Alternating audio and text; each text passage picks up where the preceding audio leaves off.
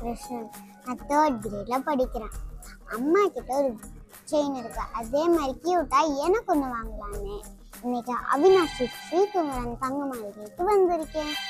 இவ்வளோ gold, silver, diamond, இது magical மாதிரி இருக்கு. ஆன்ட்டி எனக்கு ஒரு ஜூஸ் பாட்டில் கொடுத்தாங்க. இன்னொரு ஆன்ட்டி என் ஹேண்டில் ஒரு பிரிட்டி பிரேஸ்லெட் போட்டு காட்டினாங்க. நான் என் அம்மா கூட செல்ஃபி எடுத்தப்போ லைட்டில் அவ்வளோ ஷைனிங்காக இருந்துச்சு.